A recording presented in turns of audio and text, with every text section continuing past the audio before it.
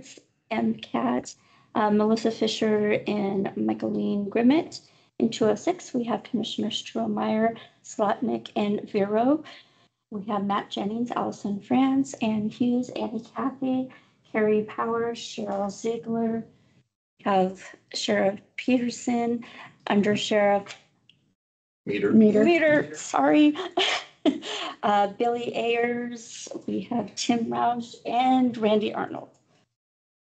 Thank you, Annie. Is there any public comment on items not on today's agenda? Seeing none, we have 3 items today on the consent agenda. Item number 1 has been pulled today, so we're voting on items 2 through 4. Any questions on those items? More discussion or motion? I move to approve the consent agenda. I'll second that. Any further discussion on items 2 through 4 of the consent agenda? None. All in favor? Aye.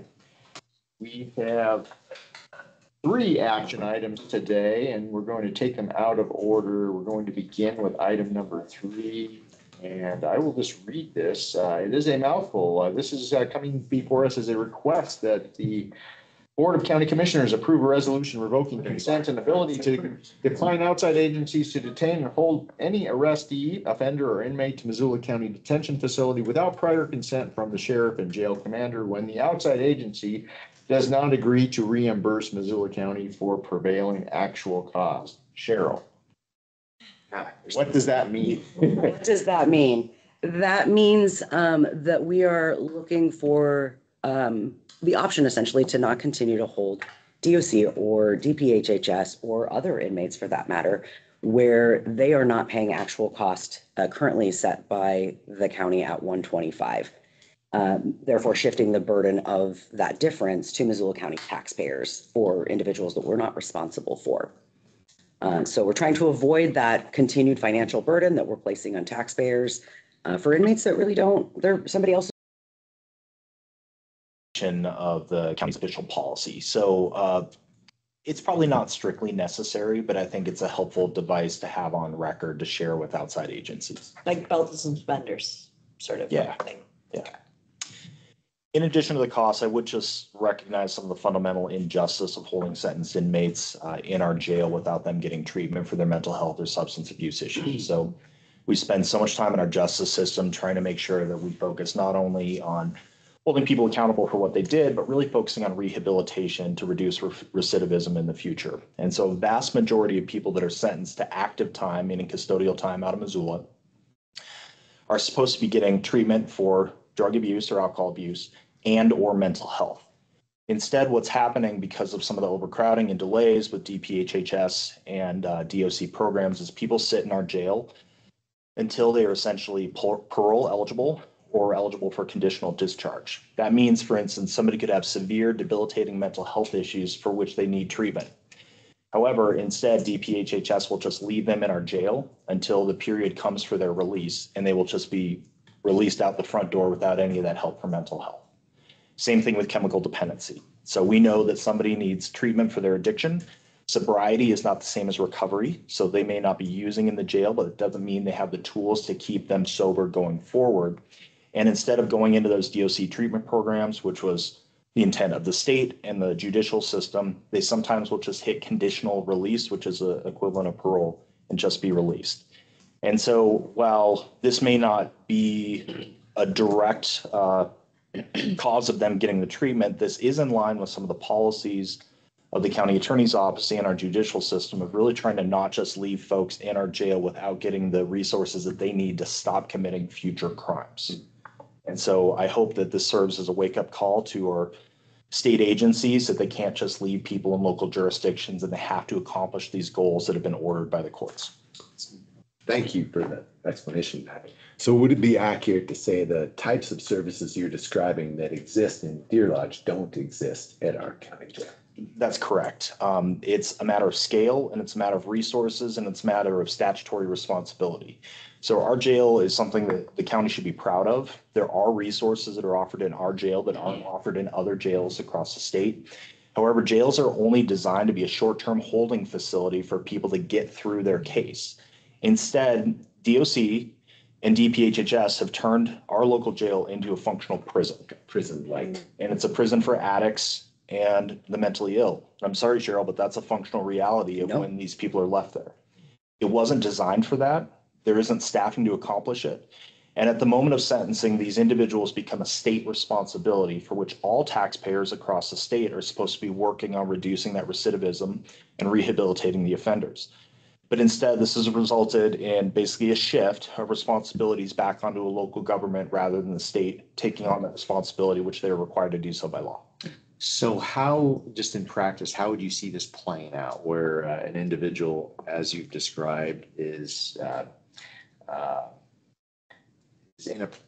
you would determine inappropriately in our facility because he or she has crossed this short-term holding facility threshold?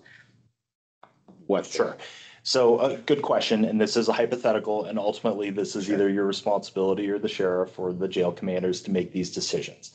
But I would say that Missoula County or the jail should never do anything that impacts public safety, okay? And so that is a fundamental rule.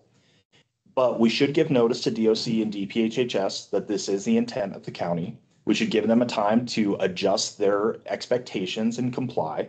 And if they fail to do so after that period of time, say 30 days, then there are other remedies that the county can pursue, either for injunctive relief or claim of unjust enrichment as far as the actual cost not being reimbursed onto the county. I personally would not ever propose just releasing somebody from jail. You can't really do that legally, and that could be a public safety issue. So this will be an administrative dispute with other agencies, but they do have tools to do this. And the reality is they have willfully put blinders on over the last decade, failing to account for the rise in addiction related to criminal behavior and the rise in this mental health crisis that we have. You really would have to be blind and not see the problems coming. They will get worse. And while the state has this vast budget surplus and fails to either build new facilities or account for the increased number of people experiencing chemical dependency and mental health issues, those problems have all been shifted onto local governments. It contributes to the homeless crisis. It contributes to fentanyl overdose deaths, and enough is enough. We are a partner in this. This isn't just saying that local governments have no responsibility to engage in this, but being a partner also means that there's a point where we hand off our responsibility onto the state. So if they fail to take efforts moving forward, there are some other options and remedies. But DOC and MSP absolutely have options to address this right now. There are readily available solutions for them to deal with their bed capacity issues at the state hospital. And there are readily available solutions for them to deal with their crowding issues at MSP and DOC programs. While perhaps not best practice, they chose to send inmates out of state, and that's a viable alternative. They have options to continue to send people to Arizona. They can expand some of the capacity. They can always review their programs for conditional release and parole. And they need more DOC programs that are functionally meeting people with their problems. For instance, most DOC programs right now that are dealing with chemical dependency issues don't really have a mental health component, but we know that most of those issues are co-occurring. People have both. And so this is asking them to step up to the plate. This isn't just trying to duck out of our responsibility. This is trying to highlight the issues that we have in criminal justice and addiction and mental health and asking them to do their part. So Matt, just to want to make sure I understand, let's say in a hypothetical, there's a DPHHS person who is going to be at our jail. Our arrangement with DPHHS is that they would pay the full cost. They're saying, no, we're not going to pay the cost. Would we in this case actually accept the person into our jail and then attempt some legal remedy to get that difference, that dollar difference back? Or would we say, no, this person can't come in, you guys figure out another solution? Yeah, that's a great question, Josh. Functionally, they're already in our jail. Yeah, they're already there. Okay. And so this is mostly an issue after they've been sentenced by a court. The responsibility of payment and custody turns over to the state agencies. For instance, just yesterday, Cheryl told me that the individual that I had sentenced to a DPHHS commitment, I think way back in November, was now maybe going to move to the state hospital Next week. Next November of Next last year. He's deeply mentally ill. So he's been deeply mentally ill in our jail for So currently, I brought no treatment. Correct. Well, I I mean, mean, Minimal. minimal. Treatment that doesn't meet his needs. Let's say that, because a jail setting for mentally ill people Is- can be exacerbating some of their issues, and it isn't a long-term thing. Our jail does a really good job, I think, at making sure that people in an acute sort of crisis are safe and have medications to make sure that they aren't sort of destabilizing further. But the jail is not set up to treat people's mental illness in a long-term perspective. You don't get better. You don't solve your problem. You don't work through your mental illness while in jail.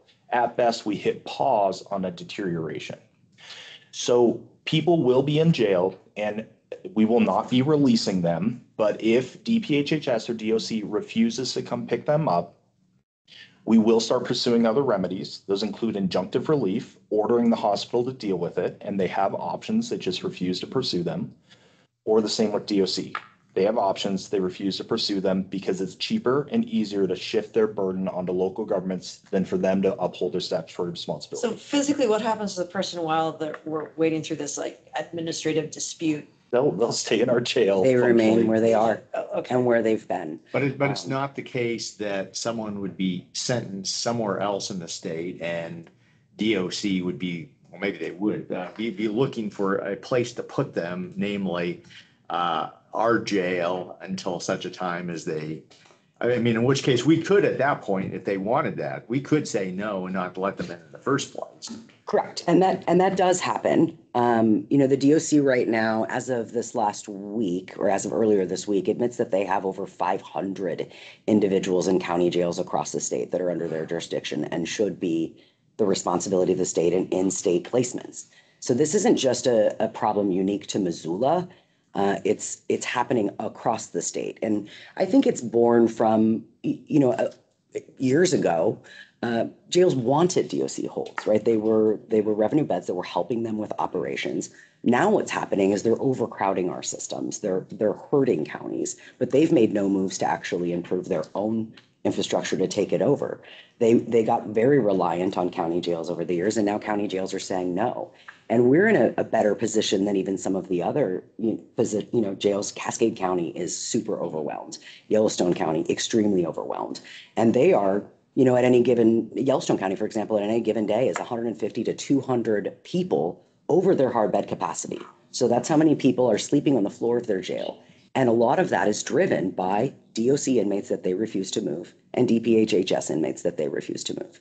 We experience similar pieces. We are, not as overcrowded, but they were driving a lot of our overcrowding. Those individuals were talking to you guys previously about being on the floor of our jail. If they had removed all of their prisoners that they're responsible for, that would not have been an issue for us to the degree that it was. Point in time today, we have 31 Department of Corrections inmates that are the responsibility of the DOC who are supposed to be in DOC placements or the prison or the women's prison or otherwise, for a total of 863 jail days that they have just been, cumulatively sort of hanging out. The DOC pays $42 a day and change underneath what actual cost to Missoula is. And those are all covered by local taxpayers. Correct. So just for the inmates that I have today, that burden shift to local taxpayers, in addition to all of the things that Matt's talking about, a lot of these folks are scheduled for places that require drug treatment or mental health interventions, et cetera. Just the cost on the inmates we have today is over $36,000 that's been shifted to Missoula. You take that to DPHHS, we have 6 sentenced individuals. And they are almost more concerning to me than DOC in some regards, because what Matt's saying is so true. These folks are, by and large, found guilty but mentally ill, requiring hospital level intervention to restore them to a level of health. But there's no capacity at the state hospital, Correct. so. And so they don't go there. They stay with us until at some point or another, they reach eligibility for parole and they discharge them. So they discharge from our jail. They never get treatment. They never get treatment. And these are folks that a court has determined is guilty but mentally ill. DPHHS does not pay any board bill to Missoula County. So currently we're sitting on 6 DPHHS sentenced individuals who have spent a cumulative 715 days in our jail for 6 individuals. with no compensation. So that's nearly $90,000 Well, in but shift just for the ones today. What you're saying though, Matt, is that even if DPHHS or DOC are claiming that they have no capacity, they have options They do have options. to address that. Yeah, State and budget surplus. first of all, at a minimum, their option is to pay us, so Missoula County taxpayers aren't subsidizing the total cost, okay? That's minimal.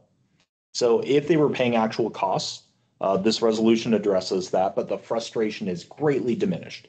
There's still issues that this is not where they belong to be, but that takes away a big problem. The issue is that the state hospital, the demand for the state hospital will continue to grow. They are doing nothing to account for it. They are able to avoid it by shifting these problems away so they can pretend they don't exist. You have a whole administration functionally hiding under their desks with their fingers in their ears, trying to ignore a massive crisis in the state. I have asked them, they have never called a single other state to ask if other state hospitals have capacity where they can transport someone. They are making zero plans or efforts to expand any bed capacity.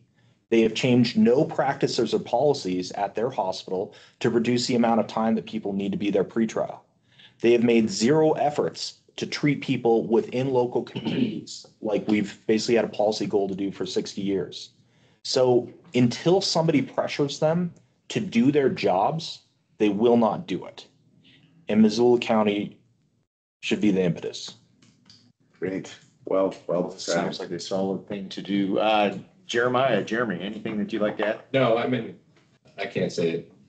I can't talk behind that. That was well done. He said everything, and he's spot on. And just so you know, I was at a meeting with the DOC on Monday in Helena with several other sheriffs and MSPOA, which is the Montana Sheriffs and Peace Officers Association, talking about the very issue of the over 500 DOC inmates who are currently in jails. And everyone is essentially fed up with it. They tried to lay out some things that they're going to do moving forward, but we're literally years out. And unfortunately, I think they just want to keep kicking the can down the road. So I do think this is a valuable resolution. I've already signed it. I'm 100% behind it. Great. And so I really appreciate your support. I really appreciate what Matt said. So thank you. Great. I would move we do this rather than trying to say this mouthful. Number 3. Second. Further discussion or public comment on the motion to approve the This resolution? is so ripe for journalism. I hope someone's out there. Not really. It's recorded. It's recorded. Oh, that's right. That's right. So reach out to Matt. If that's what, can I say that? Any further discussion? Seeing none, all in favor? Aye. Okay. Thank you so much for all your. Thanks for coming over and for describing Hopefully it. this will be the impetus for change. Thank you, guys. Thank you. Have a good day. Bet. All right, let us go back to items 1 and 2, both dealing with CWDG. And Tim, come on up to the table. Okay.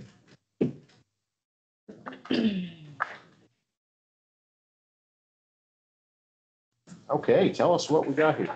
So these are just pre-awards for the implementation and the planning grant. So the planning grant is $100,000 that will be used to update and modernize our community wildfire protection plan. And the implementation plan, the high points for that is $4.8 million to increase our fuel reduction efforts in the home ignition zone as well as education countywide. So it would include the low-income communities of Missoula, East Missoula, Bonner, West Riverside, Potomac, Sealy Lake, and Condon. So does that mean some cost share projects, or would this be, yeah, if you wouldn't mind just putting words in your mouth. That's Describe what great. I'll get to that if Yeah. that's all right. Yeah, so this is, it's a 5-year grant. And it will allow us to hire 2 mitigation specialists, one to focus on fuels and one to focus on education. It also includes a bunch of equipment to help support Missoula Rural's fire mitigation program. And then a sub-award will go to Swan Valley Connections for the fuel reduction work in the HIZ up in Condon. And then we will work with our partners that work in Potomac and Sealy Lake to accomplish some fuel reduction efforts up in that area. And then funds, there's a bunch of funds that will be available for residents to participate in a fuel reduction, HIZ fuel reduction projects in a 75-25 cost share agreement. So the grant will pay 75% of the work that gets done and the homeowner will pay 25%. The other thing you'll have there is a match waiver reduction. And that is because we didn't meet the 25%, but we were available to get a full waiver. But our thinking on that was we wanted to, for the homeowners to pay something in order to kind of help them understand that the maintenance of those projects is super important going into the future. And so kind of buy-in for the work that's being done. So some of this HIZ work, does it include roofing or is it only like plants and shrubs and like what? Yep. What's included in HIZ Yep, it's work? fuel reduction. So home hardening is a whole different effort, which as of right now, we are including in our education efforts. Okay, so home hardening is not part of HIZ. Correct. Got it. Thanks. Yeah, Just it is part of HIZ, but Not part of this funding. not part of this. one. Yeah. yeah, correct. It's great work. Yeah. So what we're trying to do is what we do is we do assessments on folks' property and then educate them about the values of home hardening. So after interacting with you all, they will have in effect a roadmap. Like, this is what I need to do. Correct. And how to maintain it. Yeah. Yeah. As well as a public education effort to highlight all these things that we think are important to saving homes in wildfires. Oh, that's fantastic. Any questions from anyone? Yet again, an item that is certainly newsworthy. I'm not sure we have any It's a lot of money. media. A lot of money, a good chunk of time, so Yeah, congratulations. Big, Yeah, big thank you. chunk of money. Do you know if there are any other counties in the state that are doing something like this? This level of, So not that I know to that level. Gallatin County is doing a lot, building a program. And I know other counties are very interested. Yeah. We're all just trying to get there. Yeah. Yeah, But this pushes us quite far forward, almost $5 million. it does. Yeah, that's It's a great. good jump start. Yeah. Well, I move that the board approve and sign the Community Wildfire Defense Grant Implementation Pre-Award. do both items at once. Oh. Yeah, items 1 and 2. 1 and 2, yes. I'll second that. Further discussion or public comment on items 1 and 2? Seeing none, all in favor? Aye. Okay, thanks, Tim. Thank you. Thanks a lot, Tim. Okay, that concludes our action items. We have no correspondence. Adrian, do you have any, She's there. are you there? Do you have anything wildfire related you want to update us on? You bet. No, actually, there's not a whole lot going on from a wildfire front. As you know, you signed a rescission of stage 2 fire restrictions last week in conjunction with the Lolo National Forest and DNRC. So we're kind of ops normal right now. Fire danger is actually down to moderate. So this moisture's been really good. We still have, a couple, 3 weeks left of summer, so to speak. So we'll keep our eye on it. But right now, things are looking good. What's the status of campfires? Campfires are allowed. Okay. Yes, we are still in fire season. Just as a reminder, August 20th and 21st will be the anniversary of the 1910 fire complex, which burned over 3 million acres. So there's opportunity for big fires late in August. Okay, thanks, Adrian. Moving on to our ever popular budget discussion. So Billy, do you want to come on up? And we've got 2 items here today. In terms of fairgrounds enhancements. Sure. Can I just share my screen? Sure, of course. Thanks, Dan. Yes, huh? Thanks, Tim.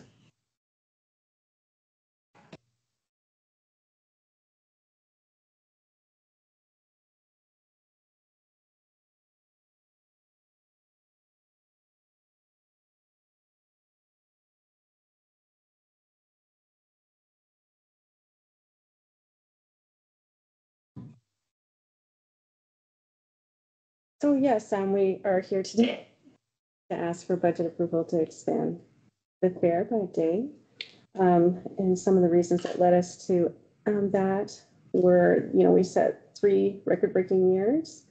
We anticipate continued growth, especially with the new arena. And then, the fair is about community engagement. Our attendance and growth in sales with ticket, beverage, and food sales have been going up double digits for the last 3 years. So we thought we were leaving some revenue on the table. And we thought we go ahead and expand to 6 days. So, and Billy, just so I'm understanding, did we not do that this year? So what would be the budget enhancement if we're doing it already? The budget enhancement, so the tricky part is that the fair happens. In August. In August. Oh, in this fiscal year? Yeah, Oh, in this okay. fiscal year. And Right. so. It's a little retroactive. Okay. Just a teensy wins, yeah. And I've been describing it. So we had an opportunity to pilot that in 25 to see how it would go. We're still looking for the budget commitment to continue to do that. And so we can look a little at how it went this year. Mm-hmm. So, with an expanded day, we were able to enhance the entertainment, really look at our competitive advantage. We looked at music, but then with the signing of that new music festival and for the July 4th holiday, we decided to focus back on rodeo, which is our niche, which nobody else is competing in that space for us. And we added a new night at greatly reduced costs by basically taking a 4-day rodeo and adding a special performance that creates a 5th night. That was called All Rough Stock Bulls, Broncs, and Busters, and we brought back mutton busting, which is by far the fan favorite. Oh now. my gosh, people love that. And the little girl who won riding backwards Yeah. was incredible. And then the sheep ran right towards the grandstand. I mean, it was like you couldn't make it any better. Yeah. And we did really well as far as the contestant side of things too. And then we got over 100 more rodeo contestants than last year. And we're working with contestants more hand in hand going forward. Is there a cap on the number of contestants or? So no, actually there isn't, but the trick is getting rough stock contestants. And so, according to the stock contractor and others in the world out there, it was pretty epic that we had 100 rough stock contestants, more so than before. They don't cost us any money, and they are the ones that sell seats. And we had, usually you have 10 in each performance each night, and we had 12 to 13 in each performance each night. And then on Friday night, we did have a bit of a trick in that 11 of them had turned out on Friday night out of 12 with doctor's releases. And that's, none of us in the industry had ever seen where it had impacted one night just like that. Usually we lose, 3 to 6 in a night, and we can cover it up because we at least have the other 6 or so to do it. I have lost entire sections of rough stock down in Kansas and, in here too. And we've been able to cover it, but at 5 o'clock when we find out that they had doctor's releases, there's nothing that we can really do. I'm not quite. Yeah, this is outside the world a little bit. So doctor's release, there's a couple ways that contestants can release out of a rodeo. So What does that mean? it means that they came and they weren't able to compete for some reason. Either something happened at home, they need to go take care of something at home. So you have 3 times as a rodeo contestant that you can check out. So release, I thought release means allows you to compete, but you're saying It's the release is like opposite. leaves the rodeo. Yeah, they had. And there's some money involved. So they can be fined if they turn out of a rodeo. So it's kind of an exposure piece that we always have a talk with the PRCA when we go down to Vegas. Contestants can turn out of your rodeo. And then so what you thought you had a full day sheet of all these contestants that are showing up and you've sold this product to your public, they can make a decision to maybe go to another rodeo and turn out of yours, which is frowned upon and you And then will fined. Even if they are released by a doctor, released to not participate in the rodeo, that was usually I'm thinking sports like you're released to play. This is you're released not to play. Right. And then we've sold tickets to an event where there were going to be 100 contestants and now there's 30 and it's a much lesser event that people. Yeah, we lost 8. So the doctor's release is a little bit trickier than that. It's a very heavy decision on the contestant in that they can't compete for 5 to 15 days after pulling and using that doctor's release card.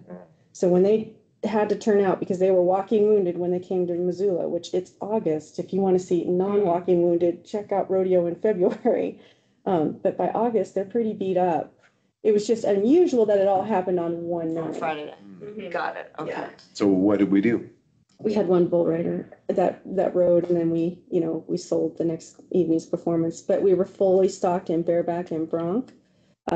So it was still a great rodeo. It's just, we've had one or two emails about that, and then we just take that opportunity to educate them that we have to respect people's wishes to take care of themselves. People who attended, wrote you and said, I got short. I paid a bunch of money. Yeah, That's all. They're in the stands and they're looking at the Mhm. layout of the evening's events, and they see the bull riding and there's 13 contestants and then you have one. And they're like, well, what happened to the bull riding? And this is the part of an education I'm learning too. Like, it's okay, so that's how last minute Does they're the injured. announcer announce that? Like explain to the crowd, like, No. we got like 12 people that are banged up and can't ride? I mean, is the lesson learned here, like book 26 in the hope of getting 6?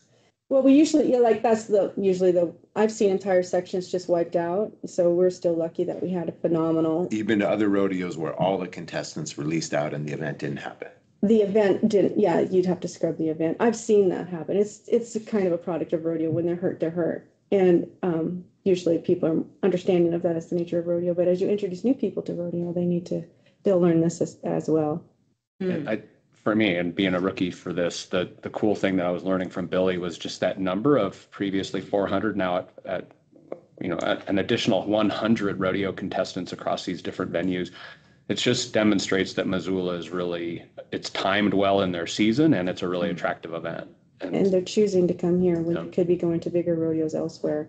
And they're actually lobbying, which surprised us, to stay the whole weekend, in Missoula. So we're exploring why, and also can we put on some pre or post events to encourage more contestant. That's not just, financial added purse money, but quality of life experiences that we can do to keep them. Yeah, make this as something that they really want to come to, because we fleshed it all out to be a longer event for them to participate in. Mm-hmm. More opportunities. Great. But just the kind of back to the budget piece is that, we explored music. It was going to be incredibly expensive to introduce a night of music when we've already got so many successful music venues around Missoula, and they really did impact us a little bit this year. And you're set up for rodeo. Yeah, and we're set up for rodeo. rodeo. This was more an economic savings, and we're the only ticket in town that's doing rodeo. So let's just keep elevating it. And that's what we chose for our 5th night, adding that 6th day of to the fair. So with the extended fair fund, that's added value for folks who are buying bracelets. The bracelets went up by $5. So with 6 days, they get a whole nother day to ride carnival rides. They also get shorter lines and increased accessibility because they can come more than, they got 6 days to choose from instead of just 5. The Carnival said that we brought in $900,000 in 6 days. We're the #1 carnival for them now. Wow. The second place carnival does $700,000 in 10 days. So Wow. Is that the most we've ever done on the carnival? it is. What was the carnival experience like? It was. The age now, I can't do it. Yeah. I had to get on Like one. you're having fun. Like they're having But fun. were lines or what was the? They were good. We introduced a new process in the middle of the fair this year with law enforcement. Most of the fights and fisticuffs that we're seeing is due to people. Teenagers jumping lines. Yeah. Oh, there were fights to be had. Beginning in the early of the week, but what we've decided to do, and it's taken off, is if you jump in line before a fight ever breaks out, we're cutting your bracelet, and you no longer can ride the rides. You might be able to sneak back in on the fairgrounds, but you aren't riding rides without coming up with another $40.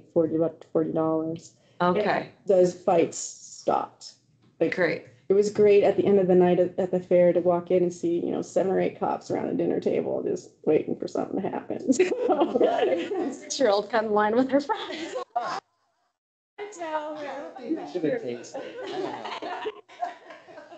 So 6-year-olds are resilient. So the carnival's really excited about us, and we're trying to harness that in a productive way. Are games part of the carnival, or how do? Games are, Because I saw some comments somewhere where someone was kvetching about the game experience, but I don't know the anything. games, it depends on where they were, because we have games outside the carnival that we own, or that we have as vendors, commercial amusement vendors. And then the carnival has anything that's in their space Okay, harnessed by them, you know, and, and I have no idea what Yeah, this which one comment it was, about. Okay, okay. so the other thing about going to 6 days is that the livestock shows were much more relaxed. Everybody, you know, it was an extra day and it is another day of vacation for families, and we knew that, and we gave them all the choice of an arena ticket or $25 in fair food bucks for being a 4-H or FFA contestant. But they were done with their last show starting at 4 o'clock. They were able to go and explore the space. And in conversations afterwards, they're actually so ecstatic about the mats that we got them this year and the new hog pens. Mats. We got like, we don't duct tape roofing material to the concrete floor anymore. And which was like a $6,000 loss that went to the trash every year. We spent $15,000 and put down livestock, stock mats, That are reusable, and also just so much safer, and actually filled up from stall bay to stall bay, the walkway. And they were so excited about that they're talking about with the spare time they have now in the 6 days, and possibly coming and helping us with some things like green team and rock picking in the arena and some other things as part of their community service during the fair, which was never a possibility before when we were squeezed into 5. That's great. And so they also then become out there, you know, they can broaden their circle of friends from just the 4-H ones that they're constantly, you know, cleaning stalls and doing things with, to being out in the carnival and seeing their other circle of friends, and then hopefully recruiting them into the 4-H experience. And 4-H numbers are up 15%. So, and then of course, expanded opportunities with our 6th day. You know, our biggest expense is kind of all the services, you know, that we do. We have trash and the food vendors themselves, they're set up and already working for 5 days. The 6th day was, we brought them in. And we said, you know, are you guys on board last fall for 6 days? And they're like, heck yeah, because we're doing the work anyway, we might as well make money. So, and we get a percentage of that. And also then our service clubs that watch the gates for us, it's another day of earning for them. So adding 1 day just seemed like we're leaving some money that we can go back into the community with. So that's the 6-day expansion piece. What's the dollar amount with the 6-day expansion? So the cost estimated of going to 6 days is $136,600 for your staff, your increased services, and then of course paying for an additional day of entertainment in the plaza and the rodeo. And is that all offset by revenue? And then offset by the revenue of being 171,000, so about a 40,000 plus. Joy. And then if you guys have no more questions, I can go on to our other idea. Sure, yeah. So one of the things that we were noticing as we rent the fairgrounds, and as the fairgrounds does better, and you know, we have a certain standard, it reflects on our brand. So in the past, we've rented to third-party people to put on a motorsports event. There is this unmet market for motorsports in Missoula. They come without any marketing, and they show up in droves for something like monster trucks. So when we have these outside vendors come in, they're not performing to our standards. They are selling Domino's pizza out of one of our very expensive food concessions booth out the back door, and just, you know, and leaving unpaid bills when they leave town, like with our media partners and things like this. So we have all the infrastructure in place with the fair to sell tickets, to elevate this experience, to bring in the food partners and service clubs that we already work with, expand their opportunities to earn money and keep that money home instead of driving out of town. So we'd like to, you know, your permission to explore hosting our own motorsports event. Initially, when we cast this idea out, it needs to happen in this fiscal year. We thought it'd happen this fall, but there's some tightening of the screws we still need to do on the Crossfire Arena. So we'd move this to the spring and make sure that it still falls on the same fiscal year. And then what this does for us, you know, that expected cost right now is $110,000 to put it on, and then This is an event? an event where it'd be a weekend. So the neighbor, how are the neighbors gonna feel about the Well, noise? event is better than events. Yeah, okay, it's one weekend. Yeah, one weekend. And when we did go visit with the neighborhoods about the fair, well, actually we went out to the neighborhoods to visit about the music festival first, and they were just of the mindset, you know, we expect the fair to have events, and it's going very well. And you know, the fairgrounds was there first, and they chose to buy into that. Yep. That real estate area. So it's been going well, and we'll probably still keep those conversations going as we expand into more spaces. But yeah, the motorsports would be hopefully 3 to 4 performances. If we can get up to 4 performances, we expect you know, almost $268,000 in revenue, 110,000 to put it on, with a tight little weekend. And so that's 4 performances over the weekend, over one weekend. Mhm. Okay. That's a Friday, Saturday, or Friday night, Saturday 2, and then Sunday matinee. So, but it's got enough cushion in there to do well. And yeah, that's kind of what we're asking permission for, is that we can explore that space. Because if we keep renting to third parties, we're Losing. losing brand. People Yeah. don't associate, we know it's a third party, but to people Right, around, they're sure. like, the fair was just put on a wah-wah. And you feel like, what do you feel like the future of music is at the fair, outside, at the fairgrounds, outside of the fair week, using this area as a venue? Well, it's highly competitive. The music festival that we've signed with is really aggressive. What do you mean? So we have a 5-year deal with music right Okay.